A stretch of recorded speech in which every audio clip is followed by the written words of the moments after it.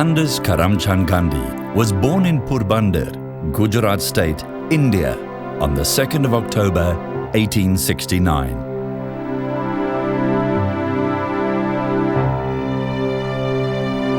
After completing his schooling, he proceeded to London, where he qualified as a barrister in 1891.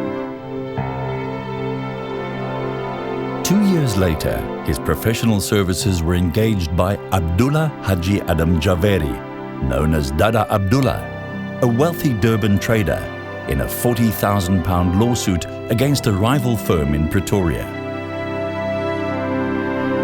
In May 1893, the 22-year-old Gandhi arrived in Durban. Thus began his South African chapter.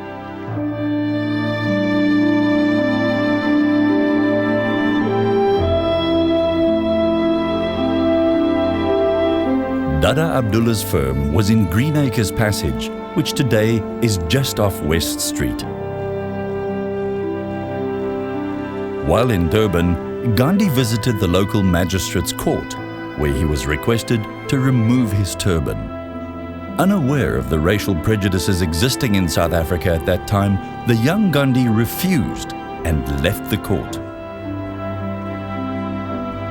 The press noted him as an unwelcome visitor. Then, on the 23rd of June, he left Durban by train for Johannesburg. Durban's tourist junction marks the old station of his departure.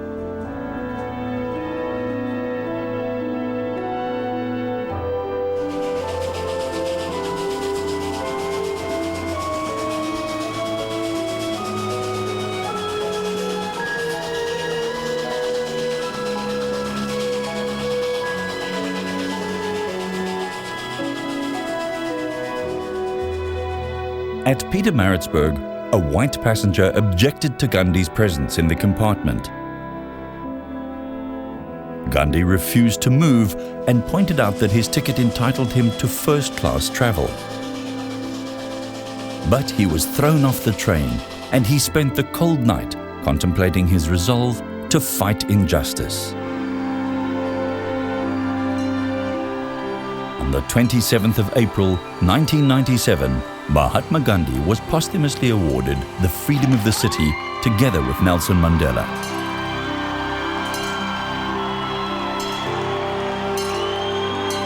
Receiving the citation, the Mahatma's grandson, Mr. Gopal Krishna Gandhi, High Commissioner for India, said, "Gandhi fell with a railway ticket that no one honoured. He rose with a testament no one could ignore. He fell a passenger, but rose a patriot. Fell as a barrister, but rose as a revolutionary. His legal brief became a political cause. His sense of human decency transformed itself into a passion for human justice. The personal died in him that moment and turned public. Mine became thine. In fact, Mohandas Gandhi was not flung here, he was launched."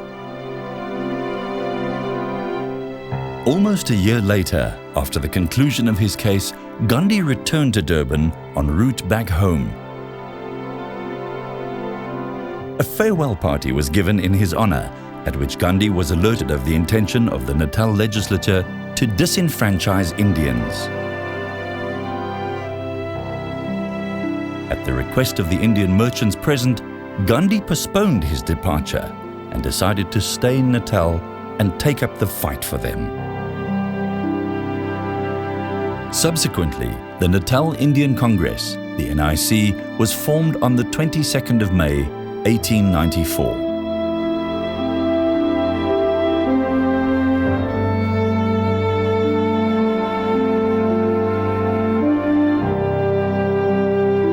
In Gandhi's time, the meetings of the Congress were held in the vicinity of the Grey Street Mosque, where the Ajmeri Arcade now stands.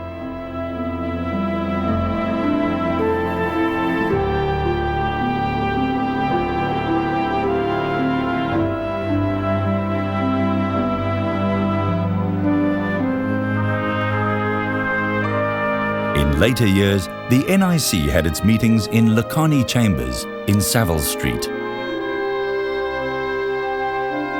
Gandhi then lived in Beech Grove, Durban, and to earn his own keep, he got admitted as an advocate and started practicing law. Gandhi used life's obstacles as opportunities for growth. In Durban, he chose to wash his own collars for court when pay for laundry became too much. Yet another year had passed before Gandhi left for India to garner support for the Indian cause, as well as to bring his family to Durban. He returned to the shores of Natal in December 1896 with his wife, 2 children and a nephew. Following misconstrued news reports, 5,000 white demonstrators at the point tried to prevent Gandhi and others from landing. The passengers only stepped ashore on the 13th of January, 1897.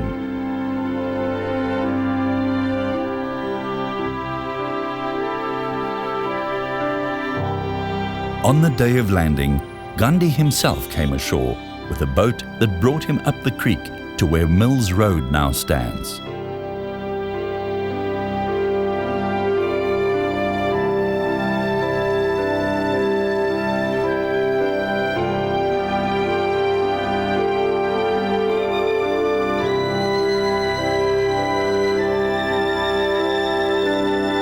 Not far away, at Tudor House, previously known as Ship Hotel, Gandhi was almost lynched by a hostile white mob. In Medwood Gardens was the police station where Gandhi was sheltered after the assault. Gandhi refused to lay charges.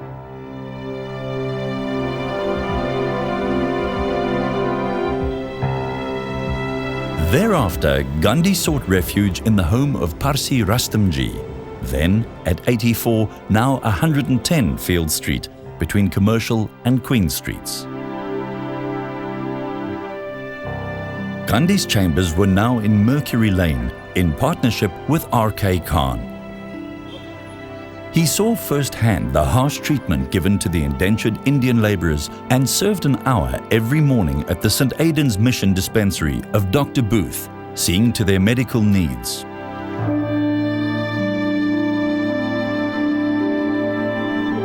Situated near Cross and Leopold Streets, this later became St. Aidan's Hospital through the funding of Parsi Rustamji. Gandhi offered his services freely during the Anglo-Boer War of 1899.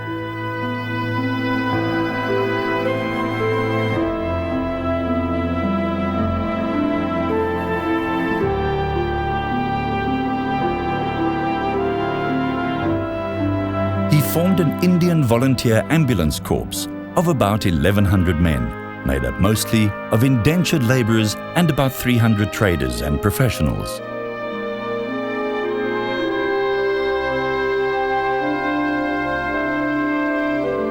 After this war service, Gandhi felt a need to serve more in India, and so, in 1901, he gave up the Beech Grove House and Mercury Lane office and returned with his family to India, with a promise to return if the community should need him in an emergency.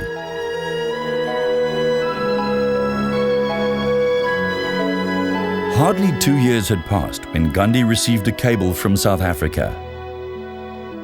Remembering his promise, he gave up his growing practice in Bombay and arrived in South Africa to lead a deputation to the then Secretary of State for the Colonies, Mr. Chamberlain. After the Anglo-Boer War, the racial prejudice against Indians worsened, and Gandhi found himself in the midst of the struggle in the Transvaal.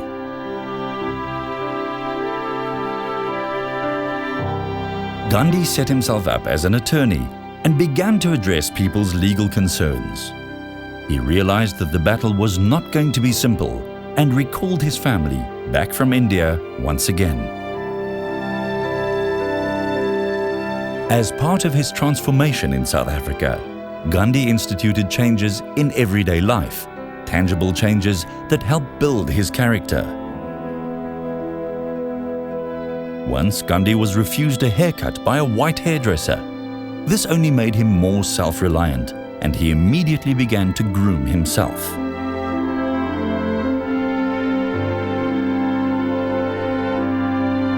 While in Johannesburg, Gandhi assisted the local Indian community in getting legal acceptance for the first crematorium in Africa.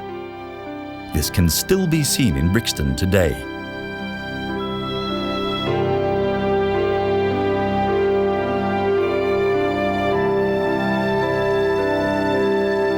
After seeking Gandhi's advice, the Indian Opinion was founded by V. Madanjit in Durban in 1903, but the printing press later was moved to Phoenix.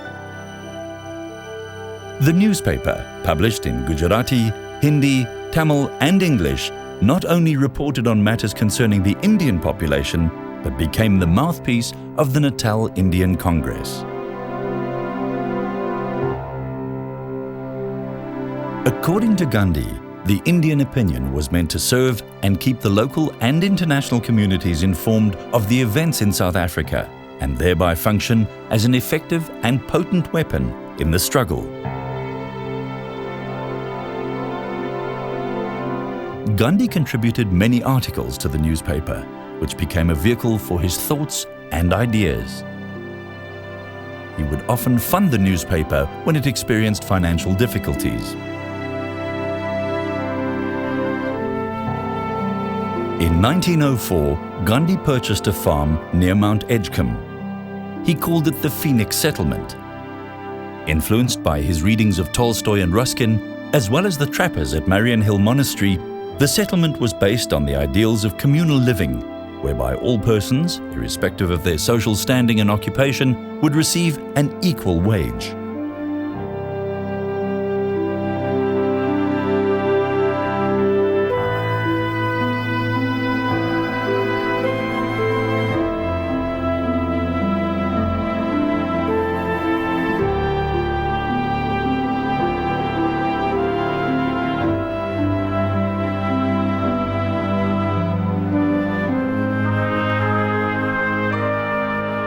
In 1906, Zulus in Natal were subject to a crippling and harsh hut tax, against which they protested very strongly.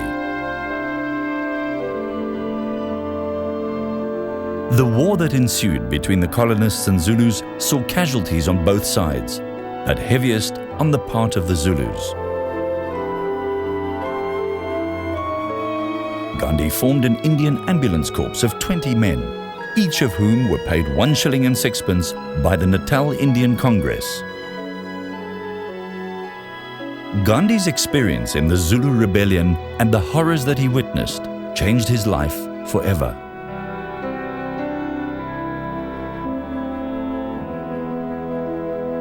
By 1906, Gandhi was still in the process of formulating his moral, political, and philosophical principles. At a mass meeting of 3,000 people, the total Transvaal Indian population was then around 7,000, the Indians swore that they would die first rather than bend to the act. And so Satyagraha was born. The concept of Satyagraha, or non-violence, means sole force, pure and simple, and was used as a new weapon in the campaign for justice over voiceless people. Gandhi served his first prison sentence in 1908. Since General Smuts, the Prime Minister at that time, did not keep his word, Gandhi initiated mass public action by the burning of passes in a 3-legged pot.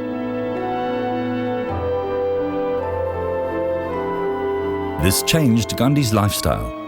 He gave up his legal practice and his private home and began living with his family and followers at Tolstoy Farm and at Phoenix, which provided a refuge for the Satyagrahis.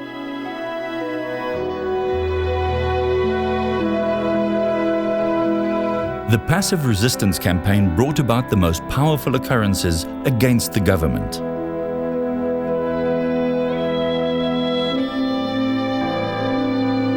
Although Gandhi left South Africa on December 19, 1914 for the last time, his spirit was cemented to South Africa, when a portion of his ashes were brought from India and immersed outside Durban.